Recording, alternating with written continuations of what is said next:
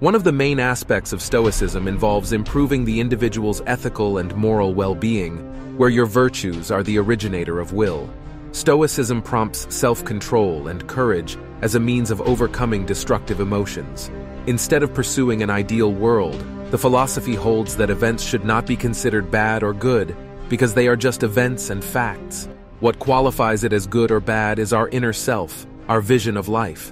One might not have control over the things that affect us, but one can control how we respond to them. Stoicism has 4 principal virtues: courage, temperance, justice, and wisdom.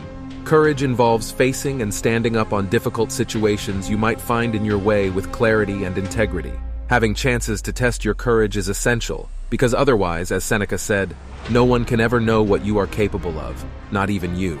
Temperance, equally crucial as courage, is the exercise of self-restraint and moderation in all aspects. It is doing the right thing in the right amount in the right way. Temperance for Stoics also involves understanding that fears, desires, and other emotions are unnatural, which means that everything that does not come from reasoning and logic is not correct.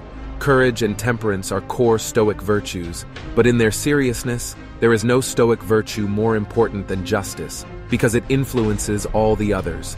In Stoicism, justice is treating others fairly even when they have done wrong, and also believing that even a single person can make a difference. Last but not least, we have wisdom. For Stoics, wisdom is the ability to navigate the world and complex situations in a logical, informed, and calmed way. Wisdom is the nirvana for Stoics. That is why Zeno once said that we have 2 ears and 1 mouth for a reason, to listen more than we talk. And since we have 2 eyes, we are obligated to read and observe more than we say. The code of ethics in Stoicism is also an important topic to study. For Stoics, acts have no way to be judged, but the person's intentions to commit it.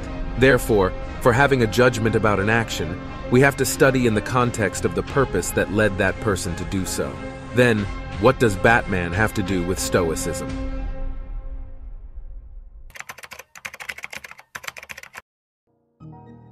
Bruce Wayne, aka Batman, was born in the most influential and wealthy family of his city. At the age of 8, he faced the most tragic situation in his life, his parents' murder. Obviously, this event triggered a series of thoughts in Bruce to determine if life was fair and what was the right or wrong thing to do. As said before, Stoics believe that events should not be considered bad or good because they are just events and facts. Afterward, we should consider our reaction to the event. Some children tragically lose their parents each day, but young Bruce took it differently than most. It stole his innocence and directed him toward dedicating his life to make sure anybody else don't face the same tragedy he did. This is the nature of Batman as a character.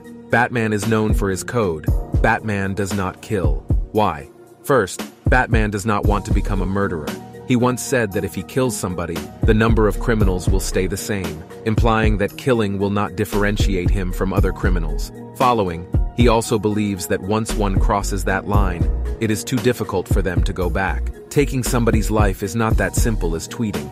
It implies living under the consequences of killing over your shoulders, and that will destroy your conscience. As mentioned before, Stoics believe that even a single person can make a difference.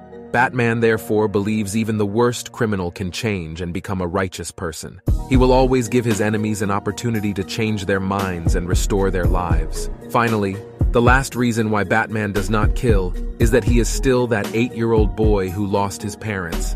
He does not want to help create another Bruce Wayne, or be the reason somebody feels the way he felt the day his parents were killed, which makes him an unlikely defender of childhood innocence. Batman applies the 4 Stoic principal virtues. He demonstrates his courage by standing up against crime and sacrificing the comforts he might had. He has also put his life in danger several times, even fighting against people with stronger abilities than him. Batman's temperance is one of his most known qualities. It does not matter the situation. Batman puts his emotions aside and is the one who focuses his energies on thinking critically and logically. That is why all the other superheroes say he always has a plan for everything. Batman's sense of justice is the most profound aspect of his philosophy. Batman believes every criminal can be transformed into a good person. Even when people do wrong, he allows them to redo their acts. Batman refuses to become an executioner. He does the right thing in the right way, even if it does not make him happy or has to sacrifice something. Batman confirms his wisdom with his acts and personality. He barely talks, and is the calmest and quietest character from all his peers. He studies every situation and examines each detail in the circumstances he faces. All mentioned before makes him the best detective in the DC Comics universe. Even with the aspects about Batman highlighted before, some people question his morals. But what is involved in his morale?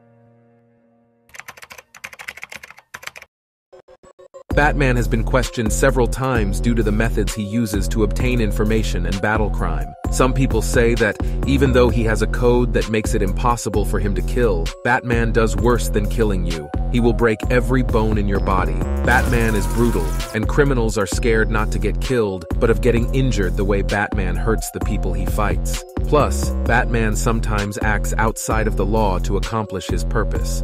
Even all said before is true. Batman, as a Stoic character, understands that acts have no way to be judged, but the person's intentions to commit it. Therefore, if he has to leave you in wheelchairs to save lives, he will do it, but he will not kill you.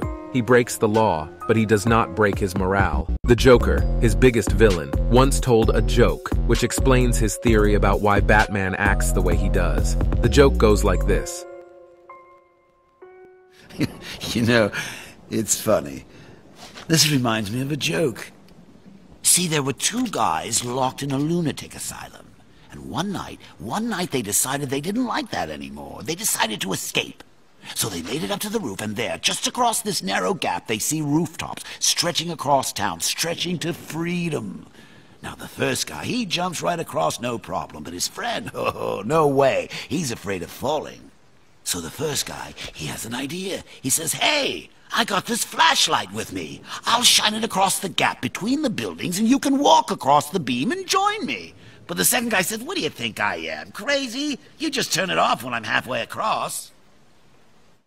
What this joke means is that both Batman and the Joker are equally insane, but in different extremes. Batman has a vision of his philosophy that makes him go to an extreme that affects his family and romantic relationships, and sometimes puts his life in so much danger, which is a flaw in the performance of his philosophy. Also, in the way of doing what he believes is correct, he does lots of things that might be questionable for most people.